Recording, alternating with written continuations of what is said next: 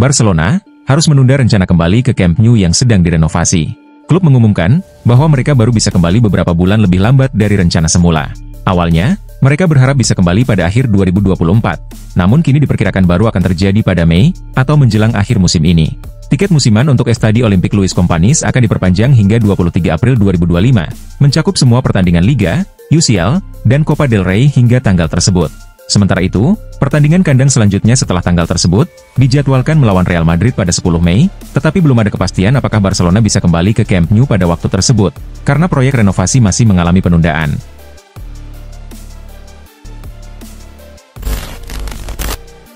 Marcus Rashford dikabarkan akan dijual oleh Manchester United dalam waktu dekat. Beberapa klub, termasuk AC Milan, disebut menjadi tujuan potensial bagi striker Inggris tersebut. Namun, belakangan ini, Barcelona juga dikaitkan sebagai klub yang cocok untuk Rashford. Mengenai isu tersebut, Flick memberikan tanggapan. "Saya sudah sering mengatakan bahwa saya senang dengan tim yang saya miliki saat ini," tegas Flick. Ia menambahkan bahwa meskipun ada beberapa pemain yang cedera, seperti Marc Bernal dan Andre ter Stegen, tim tetap bekerja dengan baik. Selain itu, Andreas Christensen juga telah kembali bermain. Soal transfer, Flick menyatakan bahwa ia bisa merencanakan, tetapi keputusan akhir ada di tangan Deco sebagai direktur olahraga klub. Flick menegaskan bahwa ia cukup puas dengan komposisi pemain yang ada saat ini.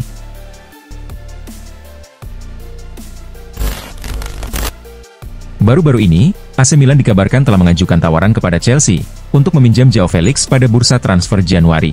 Namun, menurut laporan terbaru dari Gianluca Di Marzio, tawaran tersebut telah ditolak oleh Chelsea. Meskipun Felix kesulitan mendapatkan tempat di starting 11 Enzo Maresca musim ini, Chelsea tetap melihatnya sebagai aset penting. Setelah proposal untuk Felix ditolak, AC Milan mengalihkan fokus mereka ke Marcus Rashford, yang dianggap sebagai pilihan ideal untuk memperkuat lini serang. Namun, Manchester United enggan menanggung sebagian gaji Rashford jika ia dipinjamkan. Selain Rashford, AC Milan juga mempertimbangkan Giovanni Reina dari Borussia Dortmund sebagai opsi lain. Reina dinilai bisa menghadirkan dinamika baru bagi lini depan Rossoneri.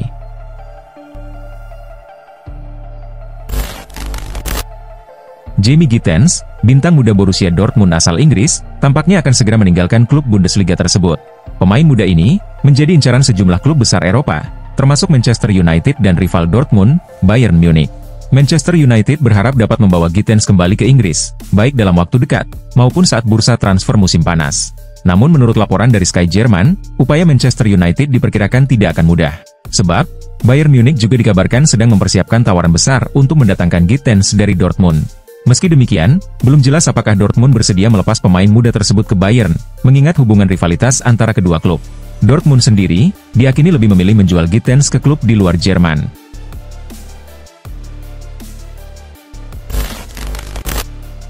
Liverpool harus merelakan target mereka, Kvaratskhelia, untuk bergabung dengan PSG, setelah kalah bersaing dalam penawaran harga. Kini, Liverpool harus mencari opsi lain untuk memperkuat skuad mereka. Beberapa nama mulai mencuat sebagai pengganti potensial. Leroy Sané dari Bayern Munchen, yang kontraknya hanya tersisa 6 bulan, menjadi salah satu kandidat utama. Selain itu, Mohamed Kudus dari West Ham United, juga dipandang sebagai pilihan yang menjanjikan. Liverpool juga dikabarkan tertarik pada dua pemain Eredivisie, Johan Bakayoko dari PSV Eindhoven, dan Anis Haji Musa dari Feyenoord, yang dinilai memiliki potensi besar. Marcus Thuram dari Inter Milan, meskipun bukan pemain sayap, juga masuk dalam daftar pertimbangan, terutama mengingat masa depan Darwin Núñez yang masih belum pasti di Anfield.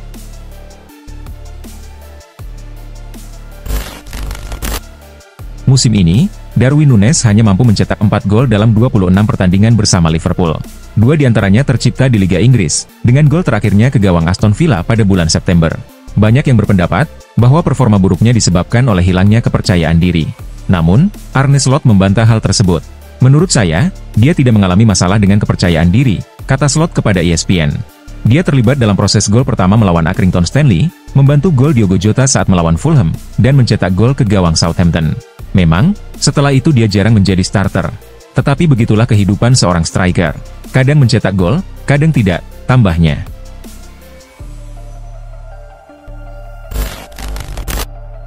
Real Madrid menghadapi Celta Vigo di Santiago Bernabeu, dalam laga babak 16 besar Copa del Rey pada 17 Januari 2025.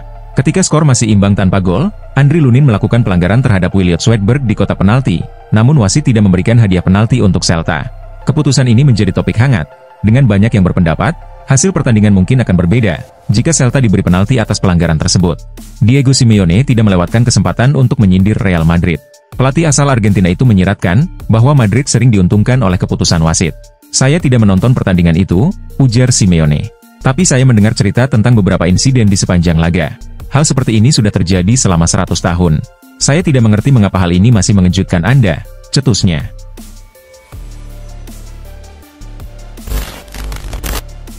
Borussia Dortmund kembali mengalami kekalahan, kali ini menjadi yang ketiga secara berturut-turut. Dalam laga Bundesliga melawan Eintracht Frankfurt, Dortmund harus mengakui keunggulan lawan dengan skor 2-0. Kekalahan ini semakin memperburuk situasi tim, yang tengah berusaha memperbaiki performa di kompetisi domestik. Hasil negatif tersebut juga menambah tekanan pada pelatih Dortmund, Nuri Sahin, yang kini berada dalam sorotan tajam. Berdasarkan laporan ESPN, Dortmund saat ini menempati posisi ke-10 klasemen Bundesliga, dengan perolehan 25 poin. Rentetan hasil buruk ini, memicu desakan dari para pendukung dan pengamat, agar manajemen klub segera mengambil langkah tegas untuk memperbaiki performa tim. Dengan situasi yang semakin sulit, Nuri Sahin harus segera menemukan solusi untuk mengembalikan konsistensi tim, jika ingin mempertahankan posisinya sebagai pelatih utama.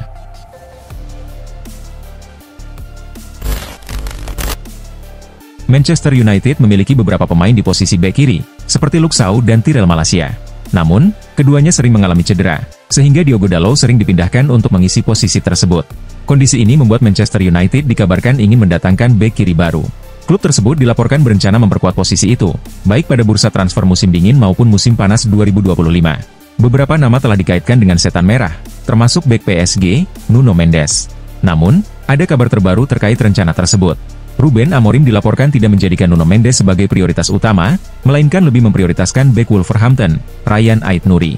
Menurut laporan dari Fitch Hughes, transfer Ait-Nouri ke United pada Januari ini mungkin terjadi, asalkan Tyrell Malacia lebih dulu meninggalkan Old Trafford.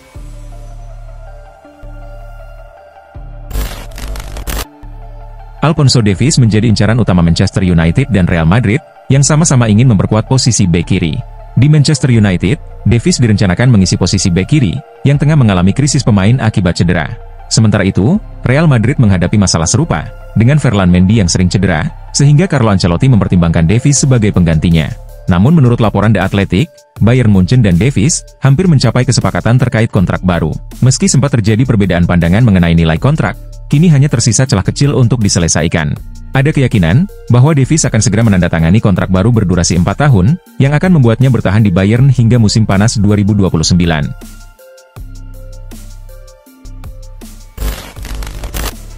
Tottenham Hotspur dilaporkan masih berusaha mendatangkan penyerang serba bisa pada bursa transfer Januari ini, meskipun mereka gagal merekrut Randal Kolomuani dari PSG. Kini, fokus mereka telah beralih ke target lain. Salah satu nama yang dikaitkan adalah Bryan Mbeumo, yang dianggap cocok dengan kebutuhan Ange Postecoglou, karena kemampuannya bermain di berbagai posisi di lini serang. Namun, transfer di tengah musim tampaknya sulit terwujud, sehingga The Lily-Whites harus mencari alternatif lain untuk memperkuat skuad di paruh kedua musim ini. Berdasarkan laporan terbaru dari media Spanyol, Sport, Tottenham disebut sebagai salah satu tim yang tertarik mendatangkan Ansu Fati dari Barcelona, yang kemungkinan besar akan hengkang pada bursa transfer Januari ini.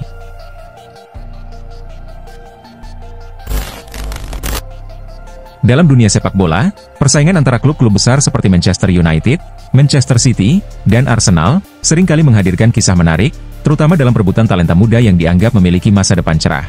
Salah satu nama yang belakangan menjadi sorotan adalah gelandang muda Rosenborg, Sverri Nypan.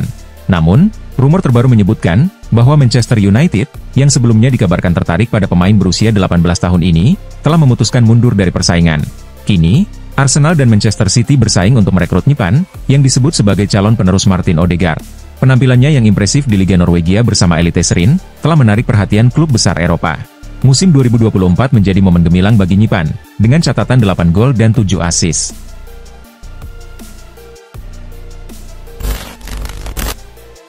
Bayern Munich belum berhasil memperpanjang kontrak salah satu pemain muda andalannya, Jamal Musiala, yang masa baktinya hanya berlaku hingga musim panas 2026. Padahal, kehadiran Musiala sangat penting bagi tim.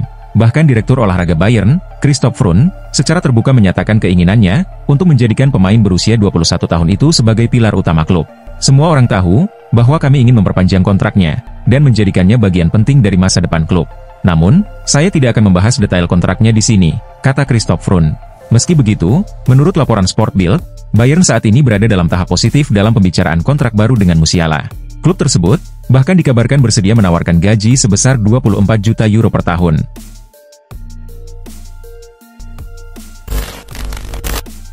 Sergio Conceição baru saja ditunjuk oleh manajemen AC Milan untuk menggantikan Paulo Fonseca sebagai pelatih kepala. Sejak bergabung, ia telah memimpin tim dalam 4 pertandingan, tanpa satu pun kekalahan. Namun, salah satu kebijakan Conceição yang menarik perhatian adalah terkait pemilihan kapten tim. Dalam 4 pertandingan awalnya, ia tidak memberikan ban kapten kepada Davide Calabria, yang sebelumnya menjadi kapten sejak era Stefano Pioli. Sebagai gantinya, Conceição lebih memilih Mike Maignan untuk mengenakan ban kapten. Keputusan tersebut memunculkan tanda tanya, tetapi Conceição menanggapinya dengan santai.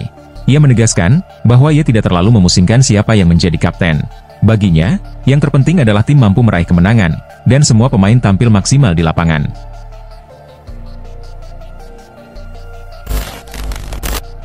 AC Milan terus berupaya meningkatkan kualitas skuadnya dengan mendatangkan pemain baru. Dan salah satu nama yang saat ini dikabarkan menjadi incaran Rossoneri adalah Frenkie de Jong. Berdasarkan laporan dari El Nacional, Milan telah mengajukan tawaran konkret kepada Barcelona untuk merekrut gelandang asal Belanda tersebut ke San Siro. Tawaran Milan terdiri dari 25 juta euro sebagai biaya tetap, ditambah 10 juta euro dalam bentuk bonus potensial. Namun, Barcelona menolak tawaran itu, dan menetapkan harga minimal 45 juta euro untuk melepas de Jong. Meskipun proposal awal Milan ditolak, namun situasi Frenkie de Jong yang terbatas di tim, dan kebutuhan klub untuk mengurangi beban skuad, bisa membuka kemungkinan negosiasi lebih lanjut.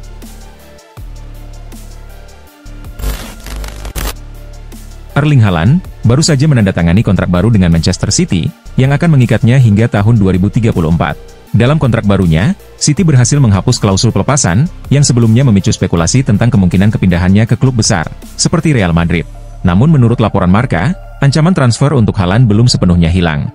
Laporan tersebut menyebutkan, bahwa Haaland dan tim manajemennya tengah menyusun kesepakatan, yang memungkinkan transfer dengan harga yang telah disepakati bersama.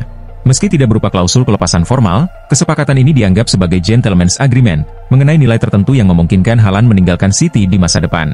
Meskipun belum diketahui kapan kesepakatan ini akan berlaku, Real Madrid dikabarkan menyadari peluang tersebut, dan diyakini berpotensi merekrut Haaland di kemudian hari.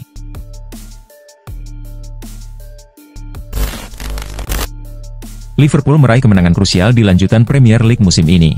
Berhadapan dengan Brentford, The Reds menang dengan skor 2-0. 2 gol kemenangan Liverpool dipersembahkan oleh sang pemain pengganti, Darwin Núñez, di penghujung babak kedua.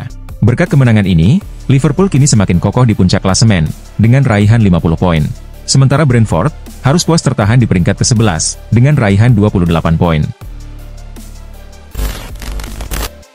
Juventus memetik kemenangan besar di pertandingan Giornata ke-21 Serie A musim ini. Berhadapan dengan AC Milan di Turin, Sinyonya tua menang dengan skor 2-0. Juventus berhasil unggul di laga ini, berkat gol Samuel Mbangula dan Timothy Weah, yang sama-sama tercipta di babak kedua. Berkat tambahan 3 poin ini, Juventus kini naik ke peringkat keempat dengan raihan 37 poin. Sementara kekalahan ini, membuat AC Milan tertahan di peringkat 8 dengan raihan 31 poin. Minggu 19 Januari 2025 dini hari, Arsenal meladeni Aston Villa di Emirates Stadium, dalam duel lanjutan Premier League musim ini. Pertandingan ini penting bagi Arsenal, untuk terus mengejar Liverpool di puncak klasemen sementara. Kali ini, skuad Mikel Arteta tampil cukup apik, dan unggul 2 gol lebih dahulu lewat aksi Gabriel Martinelli dan Kai Havertz. Biar begitu, Aston Villa bisa membalas lewat gol-gol Youri Tielemans dan Ollie Watkins.